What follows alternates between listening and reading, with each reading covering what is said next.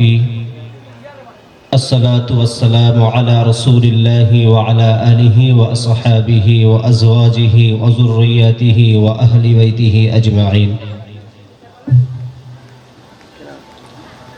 أعوذ بالله من الشيطان الرجيم بسم الله الرحمن الرحيم كل نفس ذائقة الموت وإنما توفون أجوركم يوم القيامة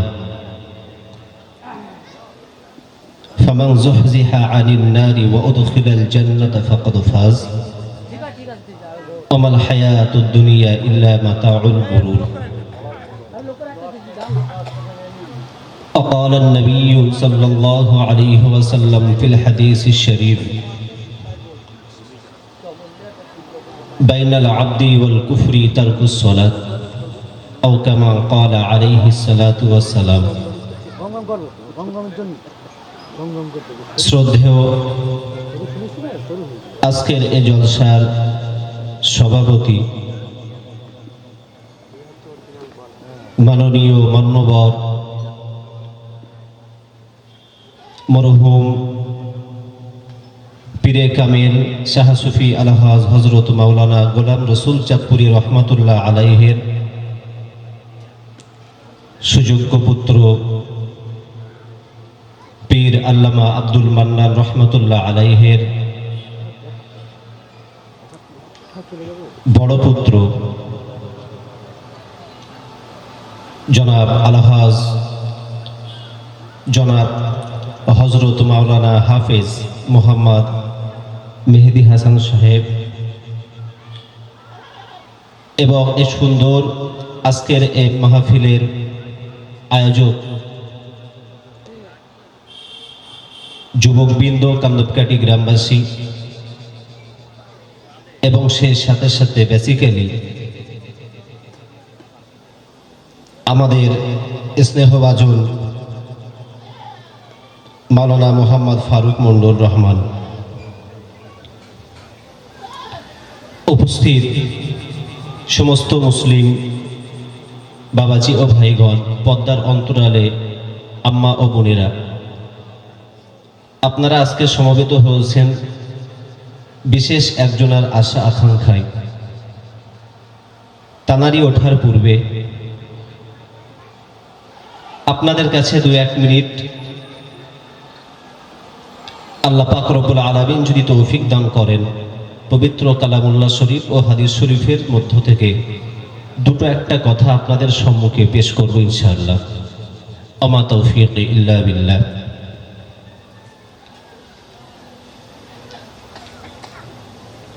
মহান আল্লাহ পাক রব্বুল আলামিন পবিত্র কালামুল্লাহ শরীফের মধ্যে ঘোষণা দিলেন, কুল্লু নাফসিন যায়িকাতুল মাউত, সমস্ত নফসের মৃত্যুর স্বাদ গ্রহণ করতে হবে। বিষয়টা বোঝেন, মৃত্যু স্বাদ গ্রহণ করবে নফস, মৃত্যুর স্বাদ, মৃত্যু ঘটবে নফসের, মানুষের কিন্তু মৃত্যু ঘটবে না। রূহের মৃত্যু ঘটবে না, মৃত্যুর স্বাদ গ্রহণ করতে হবে নফসের। মানুষের জীবনে যত অপকর্মগুলো হয়, এই অপকর্মের সর্বমূলে মানুষকে নফস তার অপকর্মের দিকে ঠেলে দেয়। প্রমাণস্বরূপ ইবলিসকে যখন বলা হলো ফাসাজাদু, আমার হুকুম মান্য করার জন্য আদমকে সিজদা করো, ইবলিস অমান্য করলো। আল্লাহ বললেন ফাসাজাদু, সবাই সিজদা করলো ইল্লা ইবলিস, ইবলিস সিজদা করলো না। তো ইবলিসের আগে শয়তান কে ছিল? বোঝা গেল ইবলিসের আগে যে শয়তান ছিল সেটা হলো নফসে আম্মারা, ইবলিসের নফস। আল্লাহ পাক রব্বুল আলামিন বললেন ওই নফসকে মৃত্যুর স্বাদ আস্বাদ গ্রহণ করতে হবে। পৃথিবীর মানুষ, তোমরা যে কর্মে নিযুক্ত রয়েছ না কেন, পৃথিবীর মানুষ তোমরা যেখানে যাও না কেন, পৃথিবীর মানুষ দীর্ঘমেয়াদী বাঁচার জন্য যত পরিকল্পনা করো না কেন, কুল ইন্নাল মাউতাল্লাযী তাফিররুনা বিহি ফাইন্নাহু মুলাকীকুম, তোমরা মৃত্যু থেকে যত দূরেই পলায়ন করো না কেন, মৃত্যু তোমাদের সঙ্গে সাক্ষাৎ করবে। তাই খুব সংক্ষিপ্ত শর্ট সময়, এর মধ্যে দুটো একটা কথা বোঝানোর চেষ্টা করব ইনশাআল্লাহ। তাহলে বুঝতে পারা গেল যে পবিত্র কোরআনের ভাষ্য অনুযায়ী মৃত্যু হবে নফসের, মানুষ বেঁচে থাকবে। ওই জন্য যখন কেউ ইন্তেকাল করে দেখবেন, বাড়ির মহিলারা বলেন বা আত্মীয় স্বজনেরা বলেন, কাদাকাটি করে আর বলে আমার ছেলেটা চলে গেছে, আমার মেয়েটা আর চলে গেছে। মেয়েটা কোথায় চলে গেল? তার শরীর তো সঠিকভাবে রয়ে গেল। সুতরাং বোঝা গেল একটা বাস্তব প্রমাণের উপর দিয়েও মানুষের মৃত্যু হয়, নফসের মানুষ বেঁচে থাকে। তাই আল্লাহ পাক রব্বুল আলামিন কোরআনুল কারীমের মধ্যে কথাটাই বললেন, নফসকে মৃত্যুর স্বাদ গ্রহণ করতে হবে। সুতরাং নফসকে তোমরা কন্ট্রোল করতে শেখো। ফাইন্নামা তুওয়াফাউনা উজুরাকুম ইয়াওমাল কিয়ামাহ, এই নফসের প্রতারণায় পড়ে তোমরা যে কাজগুলো করো, একটা কথা বলি, যে কাজগুলোর প্রয়োজন নেই অথচ গুনাহ হয়, যে কাজগুলো না করলে মানুষের ক্ষতি নেই, করলে গুনাহ হয়, ওই কাজগুলো অধিকাংশ নফস করায়। যেমন একটা অশ্লীল কথা বলে দেওয়া, কথাটা না বললে আপনার ক্ষতি ছিল না, কথাটা বলারও আপনার প্রয়োজন ছিল না, কিন্তু বললে পরে গুনাহ হলো, উপকার কিছু হলো না। যে কাজগুলোর প্রয়োজন আছে সেই কাজগুলো সুন্নাত ভিত্তিক না হলে গুনাহ হয়, সুন্নাত ভিত্তিক হলে সওয়াব হয়। অথচ প্রয়োজন রয়েছে, সেই প্রয়োজনের কাজগুলো সুন্নাত ভিত্তিক না করিয়ে বিদআতমূলক করিয়ে দেওয়া শয়তানের কাজ। তাই শয়তান বুঝলেন, শয়তান ওইভাবে আপনারে ধোঁকা দেবে যেখানে আপনার প্রয়োজন আছে। বিনা প্রয়োজনে শয়তান আপনাকে ধোঁকা দেয় না। যেখানে প্রয়োজন আছে ওইখানে শয়তান ধোঁকা দিয়ে ওই প্রয়োজনীয় কাজটা রসুলের সুন্নাত ভিত্তিক শয়তান না করিয়ে আপনার মন গড়া মতো করিয়ে ধোঁকায় ফেলে সওয়াবের পরিবর্তে গুনাহ করে দেওয়া শয়তানের মূল লক্ষ্য। আপনার ইবাদতে বিঘ্ন করবে না, ইবাদত করতে দেবে, কিন্তু ইবাদত করে আপনি সব থেকে নিরাশ হবেন, এটাই শয়তানের লক্ষ্য।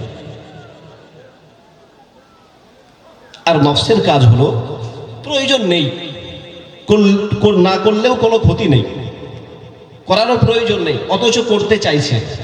যেমন রাস্তা দিয়ে একটা মহিলা গেলে তার দিকে বারবার চাওয়া,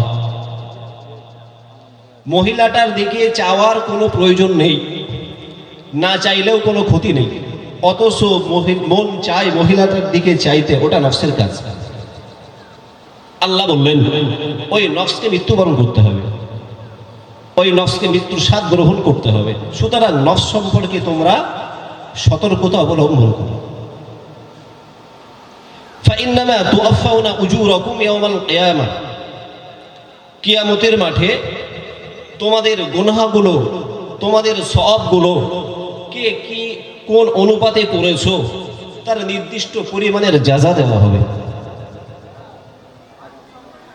ভাই আমার, উপস্থিত জনমণ্ডলী, আল্লাহ পাক রব্বুল আলামিন পবিত্র কালামুল্লাহ শরীফের মধ্যে জানিয়ে দিলেন, ফামান যুহজিহা আনিন নারি ওয়া উদখিলাল জান্নাতা ফাকাদ ফাজ। কাল কিয়ামতের মাঠে, কঠিন হাসরের ময়দানে আল্লাহ পাক রব্বুল আলামিন ঘোষণা দিলেন, সেই দিনে যে ব্যক্তি জাহান্নাম থেকে নিজেকে পরিত্রাণ নিয়ে জান্নাতের অংশীদার হতে পারবে, ফামান যুহজিহা আনিন নারি, যে ব্যক্তি জাহান্নাম থেকে বেঁচে গেল, ওয়া উদখিলাল জান্নাতা, আর জান্নাতে যাওয়ার অনুমতি পেয়ে গেল, ফাকাদ ফাজ, আল্লাহ বললেন ওই ব্যক্তিটাই সে সফলকাম হলো। আল্লাহর সংজ্ঞা অনুপাতে পৃথিবীতে যার অর্থ রয়েছে তিনি সফলকাম নন। আল্লাহর সংজ্ঞা অনুপাতে পৃথিবীতে যার প্রভাব রয়েছে তিনি সফলকাম নন। যার শিক্ষা রয়েছে তিনি কেবল সফলকাম নন। যার সমাজের বুকে বিশাল বিস্তার প্রভাব ক্ষমতা রয়েছে তিনি সফলকাম নন। আল্লাহর সংজ্ঞা অনুপাতে ওই ব্যক্তি সফলকাম, তিনি সফলকাম। পৃথিবীতে যে অবস্থাটা তার উপরে গিয়েছে সেই অবস্থার উপরে ভিত্তি করে কাল কিয়ামতের মাঠে যদি তিনি ফামান যুহজিহা আনিন নার ওয়া উদখিলাল জান্নাতা ফাকাদ ফাজ, জান্নাতের অধিকার হতে পারেন, জাহান্নাম থেকে নিজেকে বাঁচিয়ে তিনি সফলকাম হবেন।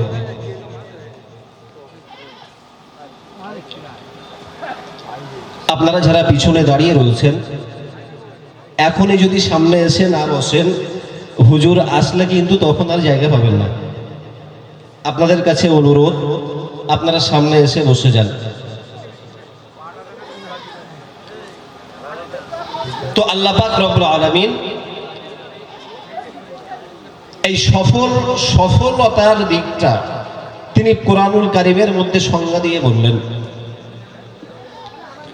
পবিত্র কালামুল্লাহ শরীফের অন্য জায়গায় তিনি আরো বললেন কদ আফলাহাল মুমিনুন,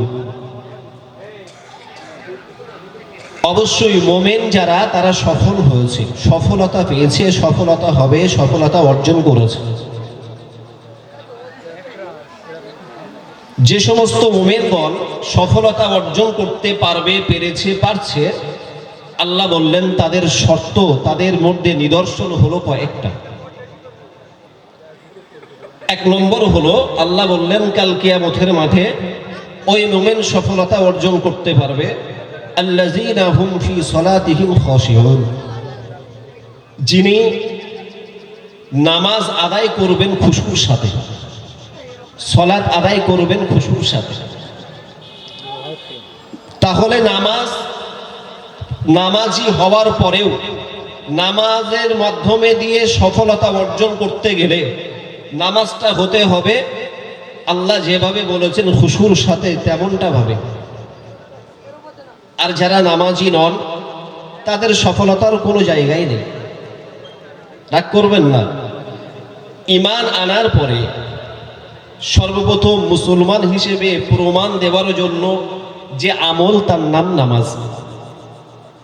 রাসূলুল্লাহ হাদিস শরীফের মধ্যে বললেন বাইনাল আবদি ওয়াল কুফরি তারকুস সালাত, একজন মুসলমান আর একজন অমুসলমানের মধ্যে পার্থক্যকরণ হলো যিনি মুসলমান তিনি নামাজ পড়বেন, আর যিনি অমুসলিম তিনি নামাজ পড়বেন না। রাসূলুল্লাহর এই হাদিস থেকে বোঝা গেল ঈমান আনার পরে সর্বপ্রথম একজন মুসলিমের কাজ হলো নামাজ আদায় করা। রাসূলুল্লাহ সাল্লাল্লাহু আলাইহি ওয়াসাল্লাম হাদিস শরীফের মধ্যে জানিয়ে দিলেন, ওগো আমার সাহাবারা, ওগো আমার উম্মতিরা, নামাজের জন্য তোমরা যথেষ্ট পরিমাণে সতর্কতা অবলম্বন করো। তোমাদের ঘরের বাচ্চাগুলোর বয়স যখন 7 বছর হয় তখন তোমরা তাদেরকে নামাজের জন্য উপদেশ দান করো। তোমাদের ঘরের বাচ্চাগুলোর বয়স যখন 10 বছরে উপনীত হয় তখনও যদি তারা নামাজের ভিতরে না আসে তাদেরকে 10 বছর বয়স থেকে তোমরা পেটাই করতে শুরু করো।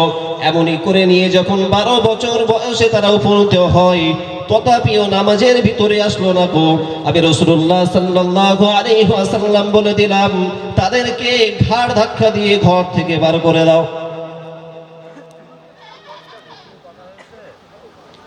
ভাই, নামাজের জন্য রাসূলুল্লাহর উপদেশ, প্রথমে বলো 10 বছর বয়স থেকে মারো, 12 বছর বয়স থেকে পেটাই করো, ঘাড় ধাক্কা দিয়ে বার করে দাও। আল্লাহ পাক রব্বুল আলামিন বললেন মুমিন যদি সফলতা পেতে চায় আল্লাযীনা হুম ফী সালাতিহিম খাশিউন, তাকে নামাজ সর্বপ্রথম যে সত্যটা দিলেন, নামাজ পড়তে হবে খুশুর সাথে। তার আগে আপনাদের সম্মুখে প্রথমে বলেছিলাম কিয়ামতের মাঠে সফলতা হবে, আল্লাহ পাক বললেন সফল ওই ব্যক্তি যিনি জাহান্নাম থেকে বেঁচে জান্নাতে যাওয়ার টিকিট পেলেন, অধিকার পেলেন। তাহলে কিয়ামতের মাঠে জান্নাতে যাওয়ার অধিকার পাওয়া যাবে, আর জাহান্নামটা আমার জন্য ক্যান্সেল হবে, বন্ধ হবে। অন্য আয়াতে আল্লাহ বললেন এই জিনিসটা হবে তোমার জন্য যখন তুমি আল্লাযীনা হুম ফী সালাতিহিম খাশিউন, নামাজ আদায় করবে খুশুর সাথে। রাসূলুল্লাহ হাদিস শরীফের মধ্যে অন্য জায়গায় বললেন আস-সালাতু মিফতাহুল জান্নাহ, এই নামাজ জান্নাতের চাবি হবে।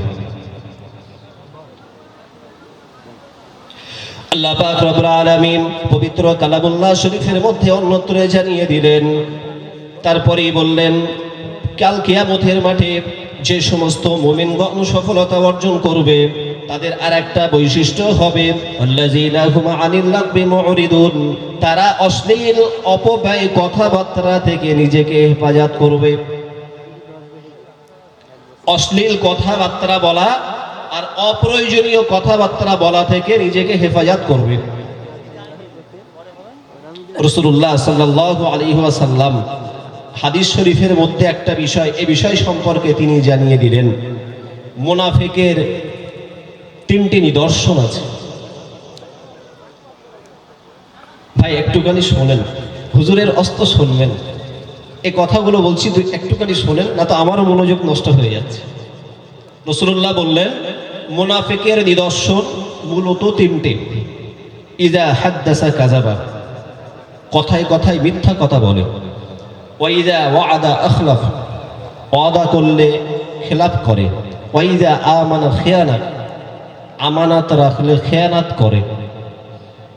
আচ্ছা ভাই বলেন দিন, মুনাফিকের জায়গা হাসরের মাঠের পরে কোথায় হবে? কথা বলেন না, একটু কথা বললে ভালো লাগে, বলেন কোথায় হবে? হ্যাঁ, জাহান্নাম।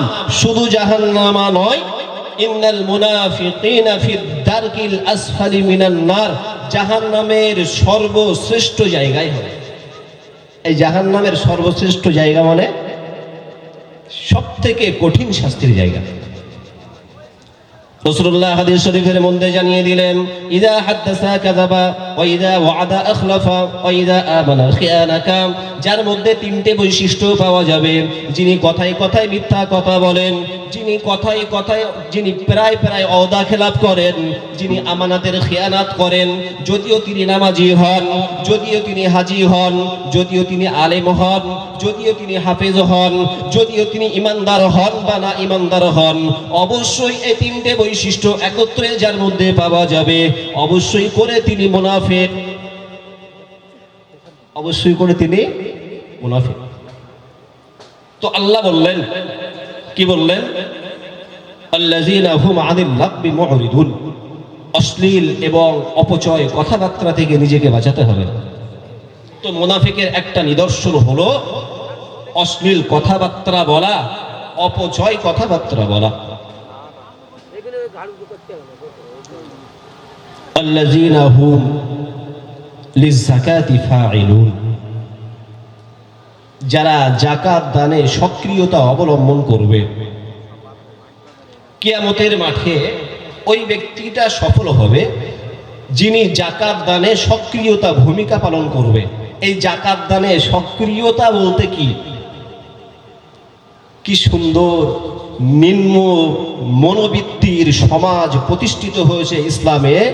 যাকাত মানে কমাদামি শাড়ি, যাকাত মানে কমাদামি লুঙ্গি, যাকাত মানে 10-20 টাকা গরিবকে দেওয়া। নাউজুবিল্লাহ। আল্লাহ পাক বললেন যাকাতের সক্রিয়তা অবলম্বন করো যদি সফলতা কিয়ামতের মাঠে পেতে চাও। এই সক্রিয়তা মানে হলো যাকাত টোটাল আপনার ব্যবসার উদ্বৃত্ত অর্থের পুঙ্খানুপুঙ্খ হিসাব করে শতকরা 2.5 টাকা মাফিক, তার উপরে 1 বছর অতিবাহিত হলে যত টাকা আছে সমস্ত টাকার শতকরা 2.5 টাকা হিসাব করে যে টাকাটা হবে সেই টাকার হকদার সমাজের গরিব তারা আসবে না, হকদারের কাছে তোমারে পৌঁছে দিতে হবে।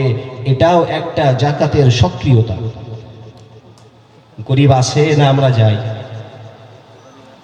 কি সর্বনাশ! তারা যে উপকার করছে জাকাতটা নিয়ে, নয়তো ওই জাকাতের বোঝা মাথায় নিয়ে কিয়ামতের মাঠে উঠতে হতো।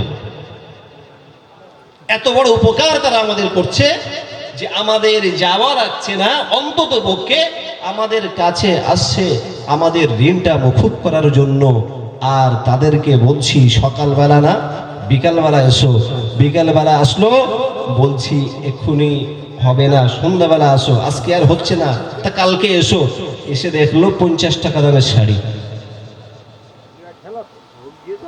আল্লাহ পাক রব্বুল আলামিন পবিত্র কালামুল্লাহ শরীফের মধ্যে জানিয়ে দিলেন ওই সমস্ত মুমিনগণ কিয়ামতের মাঠে সফলতা অর্জন করবে।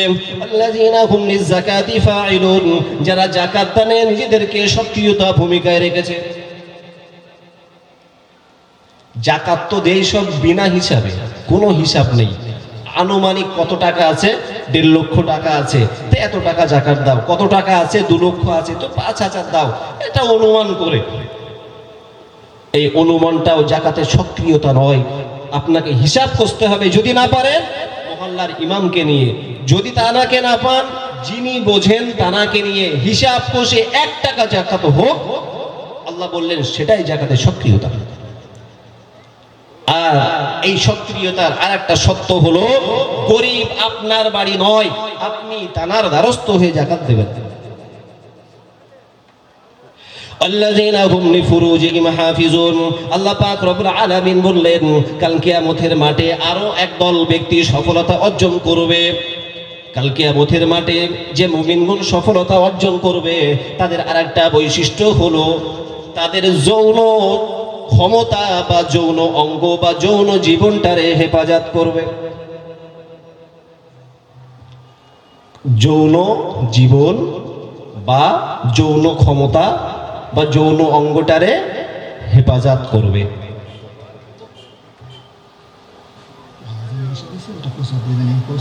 আলহামদুলিল্লাহ।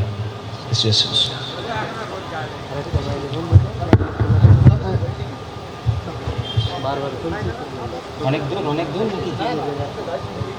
আচ্ছা ভাইজান, সকলে একটু তাকবীর দেন তো। নারায়ে তাকবীর, জোরে দেন নারায়ে তাকবীর, নারায়ে তাকবীর। আওলাদে মুজাদ্দিদুজ্জামান, আওলাদে মুজাদ্দিদুজ্জামান, পীরজাদা হুজুর কিবলা, পীরজাদা হুজুর কিবলা।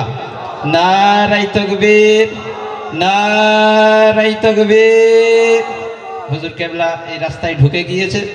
সকলেই আপনারা যারা দাঁড়িয়ে আছেন তাড়াতাড়ি চলে আসেন, সকলেই মাহফিলে চলে আসেন। আগে সামনের জায়গা বুক করে সবাই সকলেই বসে যান। হুজুর কিবলা আসলেই আপনাদের সম্মুখে ওয়াজ নসিহত করবেন।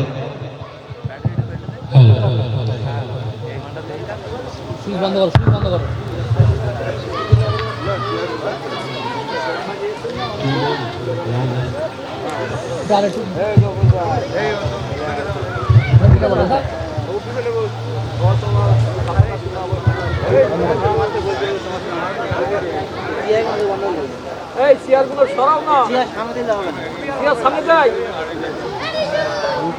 চেয়ার সামনে যাই, সামনে সরাও তোরা, হাইটে যে চেয়ার, চেয়ার সামনে যাই,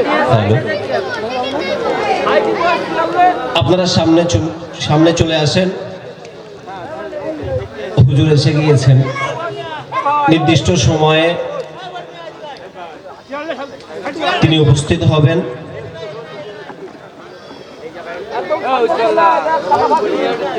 আমার এখানে শুনলে হবে না, শোনা আমি বাজার हमने आँखों से देखा नहीं है मगर उनके तस्वीरों सीने में मौजूद है, जिसने लाकर कलामे इलाही दिया वो मोहम्मद मदीने में मौजूद है अल्लाहुम्मा सल्ली अला सय्यिदिना मौलाना मुहम्मद व अला आलि सय्यिदिना मौलाना मुहम्मद محمد نبي لا نبي بعده هو آخر نبي نحن أمته اللهم صل على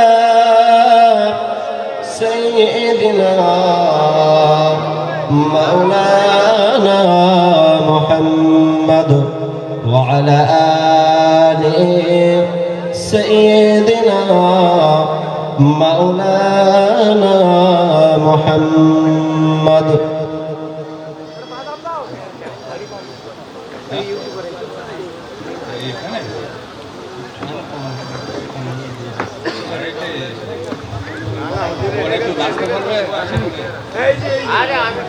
শ্রদ্ধেয় উপস্থিত হাজিরিনে মজলিস, হুজুর 2-10 মিনিটের মধ্যে ইনশাআল্লাহ আপনাদের সামনে উপস্থিত হবেন। তো যে কথা বলছিলাম, আল্লাহ পাক রব্বুল আলামিন বললেন যে মুমিনের সফলতা পেতে গেলে আর একটা শর্ত হলো মুমিনের যৌবন হেফাজত করতে হবে। মুমিনের যৌবনের হেফাজত হলো, সর্বপ্রথম হেফাজত হলো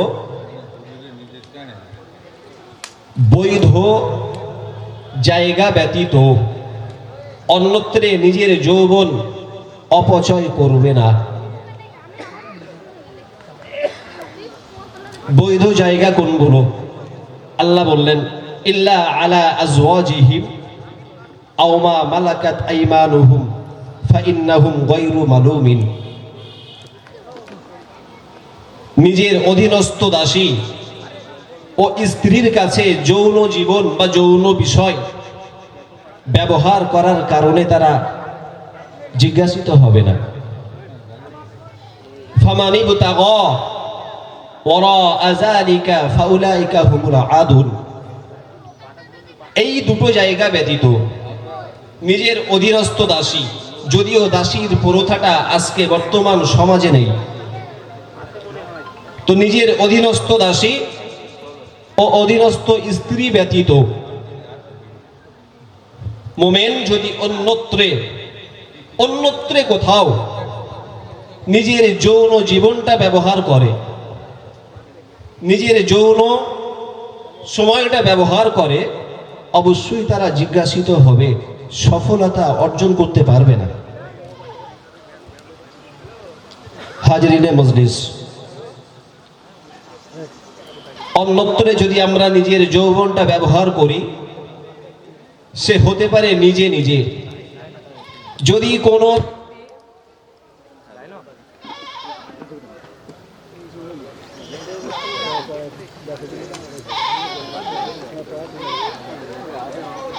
আগলটা খুব জ্বালাচ্ছে কেন?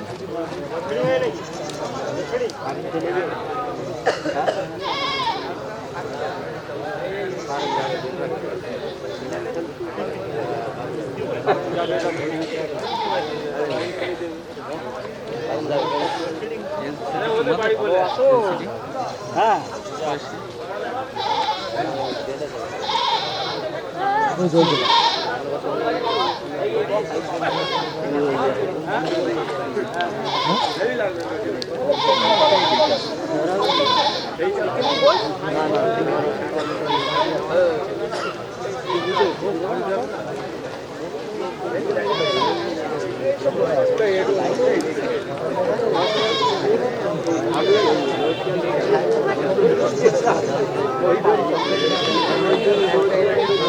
Thank you. সবাই ঠান্ডা লাগবে ভালোই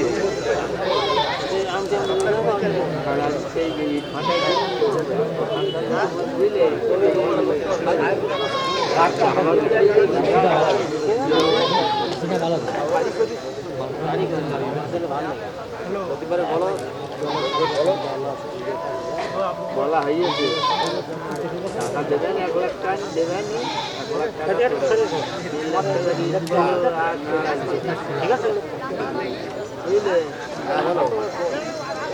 হ্যাঁ তোমার নিজের ডাকবে আজকে নিয়ে আসছো তার দামও হবে কালকে বলি মাদ্রা হাই স্কুলটা পার করে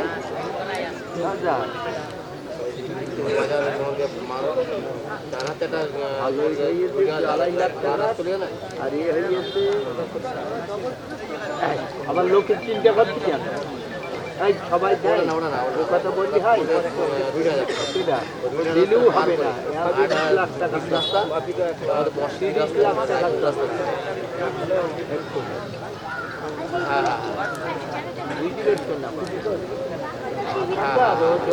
তার দামও হয় ওই বলে এসে ফোন করে আমি তার দামও হবে হ্যাঁ আমি কি গণিত বলো এই আন্দা তো আন্দা পাঠাচ্ছে আন্দা পাঠাচ্ছে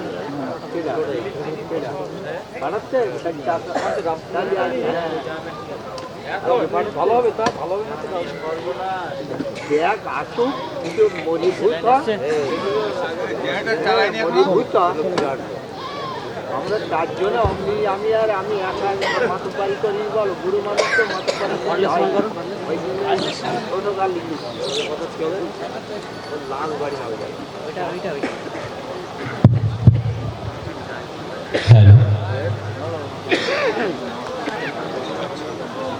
আপনারা পিছনে যারা দাঁড়িয়ে আছেন, সম্মানিত অতিথিগণ, সামনে জায়গা খালি আছে, আপনারা চলে আসেন। হুজুর নামাজ আদায় করছেন, নামাজের পরেই তিনি ইনশাল্লাহ স্টেজে চলে আসবেন।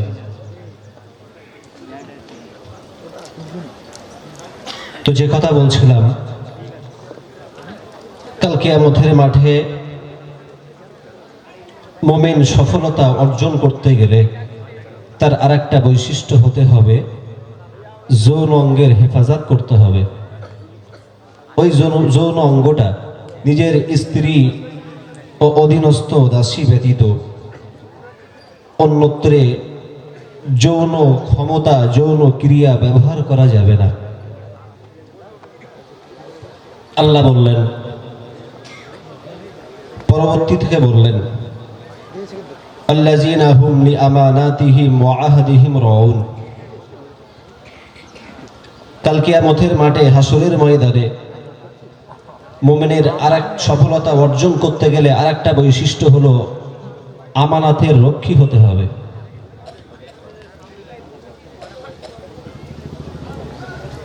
তাই এই যে অংশটা আল্লাহ পাক বললেন আমানাতের রক্ষী হতে হবে,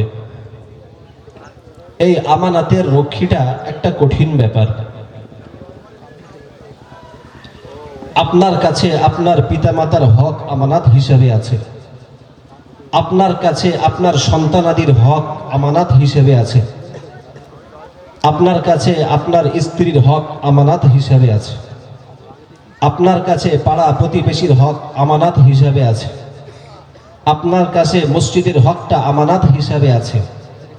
এমন করে যদি বলা হয়, অনেকগুলো বিষয় দেখা যাচ্ছে আপনার জীবনের একটা বড় অধ্যায় হক হিসাবে আপনার কাছে আল্লাহ আমানাত দিয়েছেন।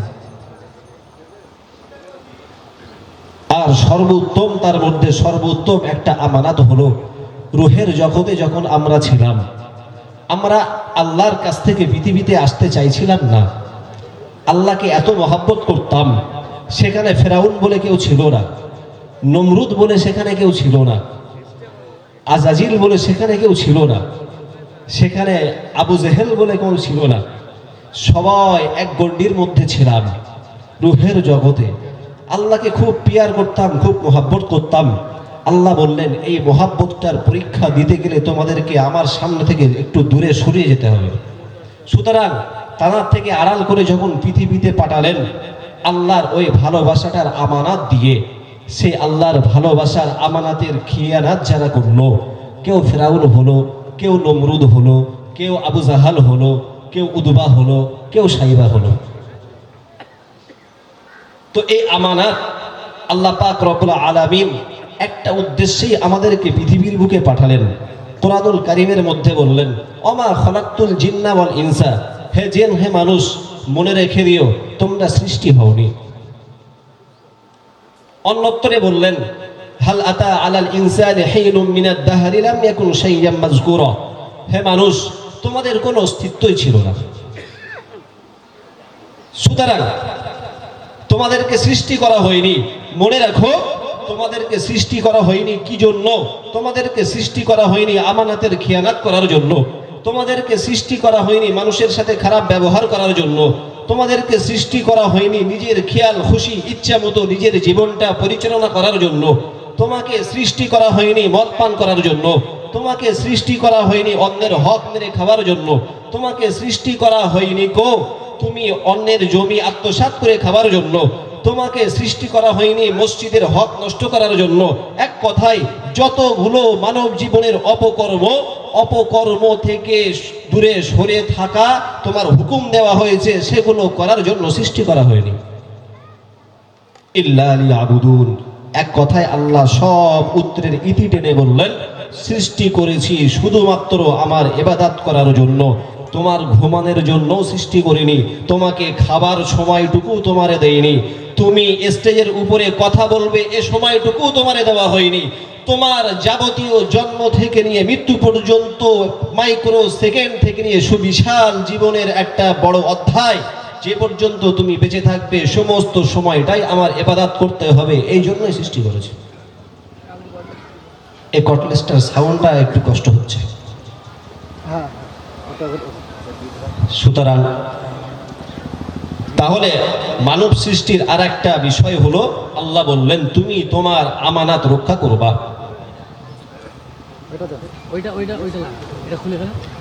তার এলা নাই, হুজুর কটলেসে কিন্তু ওয়াজ করবে না।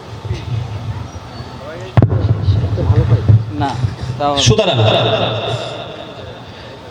আল্লাহ পাক রব্বুল আলামিন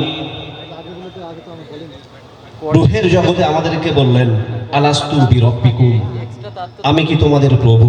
কেউ এক বাক্যে বলেছিলেন, কেউ দু বাক্যে বলেছিলেন, দুবারের মাথায় বলেছিলেন, কেউ তিনবারের মাথায় বলেছিলেন। ভাই আমার বলার উদ্দেশ্য হলো, আলাস্তু বিরব্বিকুম মানে হলো মানুষ জিন পৃথিবীতে যাবে, তোমাদের উপরে আমার যা হুকুম থাকবে তোমরা মানবে। আলাস্তু বিরব্বিকুম, আল্লাহ বললেন তোমরা সবাই বলেছিলে ক্বালু বালা শাহিদনা, তোমরা বলেছিলে আমরা সাক্ষ্য দিচ্ছি যে অবশ্যই আল্লাহ আপনি আমাদের প্রভু। মানে হলো আপনি যা বলবেন আমার জীবনের সমস্ত বিষয়টা বাদ দিয়ে আপনার হুকুমটা পালন করব। মহান আল্লাহ পাক রব্বুল আলামিন তিনি পবিত্র কালামুল্লাহ শরীফের মধ্যে জানিয়ে দিলেন, ওই সমস্ত মানুষগণ, ওই সমস্ত মুমিনগণ যারা কিয়ামতের মাঠে সফলতা অর্জন করতে পারবে, তাদের মধ্যে আর একটা বৈশিষ্ট্য থাকতে হবে যে তারা আমানতদার হবে, আমানতে রক্ষী হবে। ভাই আমানত কিভাবে রক্ষা হয় একটা ছোট্ট উদাহরণ দিচ্ছি। মনে করেন এই ভাইয়ের কাছ থেকে আমি 100 টাকার একটা কড়কড়ে নোট নিয়েছি, আমার কাছে আমানত রেখেছে। 10 দিন পর ওনার টাকাটা ফেরত দিতে হবে। ওই কড়কড়ে নোটটা সরিয়ে যদি ও ছাড়া একটু অল্প কড়কড়ে নোট ওনারে ফিরিয়ে দেই, কিতাবের ভিতরে এসছে ওটাও আমানতের খেয়ানত, ইসলামে ওটাও বৈধ নয়। যা দিয়েছে হুবহু ফিরিয়ে দেওয়া, এটাই রাসূলুল্লাহর উম্মতের বৈশিষ্ট্য, এটাই আল্লাহর বান্দার বৈশিষ্ট্য। আমানতের রক্ষী হিসাবে এটাই তার জন্য। আল্লাহ পাক শেষে বললেন, শেষ সত্য, আল্লাযীনা হুম আলা সালাওয়াতিহিম ইউহাফিজুন, যারা নামাজের হেফাজতকারী হবে। খেয়াল করেন, প্রথমে বললেন কদ আফলাহাল মুমিনুন, মুমিন সফলতা পেয়েছে, মুমিন সফলতা পাবে। এই সফলতা পাওয়ার যে সত্য দিয়েছিলেন নামাজ দিয়ে, এই সফলতা পাওয়ার সত্য শেষ করলেন নামাজ দিয়ে। আল্লাহ বললেন যারা নামাজকে সংরক্ষণ করেছে, নামাজের হেফাজতকারী হয়েছে। ভাই, নামাজের হেফাজতের বিষয়টা একটুখানি বোঝেন। আমাদের মধ্যে মুমিন মুসলমান নামাজ পড়ি শুধু জানাজা, কি সর্বনাশ। মুমিন মুসলমান নামাজ পড়ি শুধু দুটো ঈদ, মুমিন মুসলমান নামাজ পড়ি শুধু জুম্মা, তাও যেদিন খেতে দেবে। কি হালাত, কি অবস্থা। আল্লাহ পাক রব্বুল আলামিন পবিত্র কালামুল্লাহ শরীফের মধ্যে জানিয়ে দিলেন, ও আমার হাবিব, তুমি তোমার উম্মতের মধ্যে ওই সমস্ত নামাজীদের জন্য দুর্ভোগ ঘোষণা করে দাও। আল্লাহ পাক রব্বুল আলামিন বললেন, আল্লাযীনা হুম আন সালাতিহিম ইউরা। একটা বলো সূরা মাউন, সূরা মাউন। ফাওয়াইলুল লিল মুসাল্লিন আল্লাযীনা হুম আন সালাতিহিম সাহুন। আল্লাহ পাক রব্বুল আলামিন বললেন, ও আমার হাবিব, ওই সমস্ত নামাজীদের জন্য দুর্ভোগ ঘোষণা করে দাও যারা নামাজ সম্পর্কে উদাসীনতা অবলম্বন করে। বছরে দুবার যায়, কোনো সময় জানাজায় যায়, কোনো সময় জুম্মায় যায়, মাগরিব ইচ্ছা হলো তো পড়লো, আসরটা পড়লো না, ফজর তো সারা জিন্দেগিতে কাজা।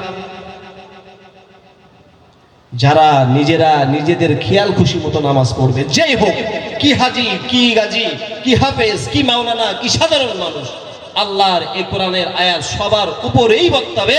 যারা নামাজ সম্পর্কে উদাসীনতা অবলম্বন করবে, এই মনে মাগরিবটাই যায়, ও এসা যাবো না, ফ্রি ফায়ার খেলে সময় কাটবে,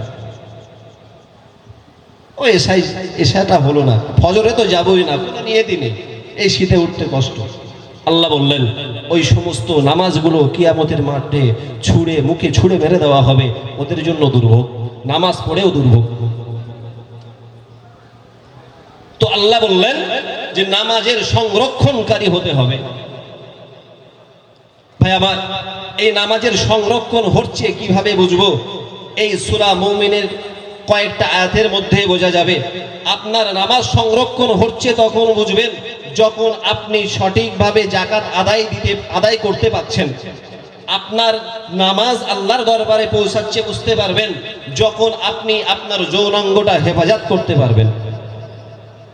সমাজে একটা জিনিস, কি সুন্দর একটা পাপমূলক বিষয় মেনে নিচ্ছি। দেখেন, ছেলে যদি বিবাহ করতে চায়, আব্বা বলে ছোট, খেতে দেবে কি?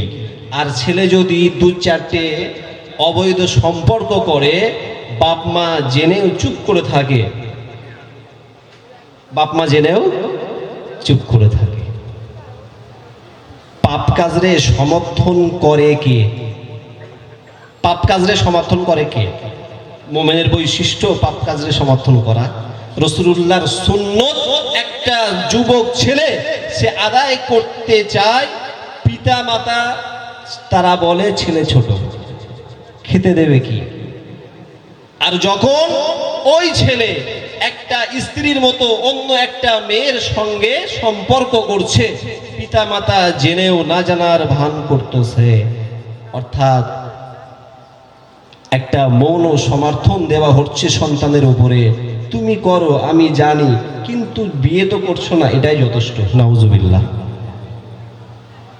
রাসূলের সুন্নত আদায় করতে গেলে পিতামাতার বাধা আছে, আর অবৈধ কাজ করতে গেলে, শয়তানের কাজ করতে গেলে পিতামাতার কোনো বাধা নেই।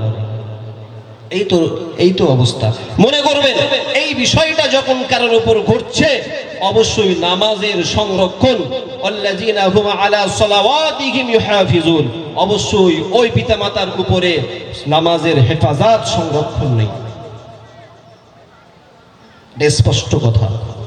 আল্লাহ বললেন শুধু তাই নয়, যিনি অশ্লীল কথা থেকে নিজেকে বাঁচাতে পারবেন, যিনি অপকর্ম থেকে নিজেকে বাঁচাতে পারবেন, মনে করবেন ওই ব্যক্তিটার নামাজের সংরক্ষণ হচ্ছে।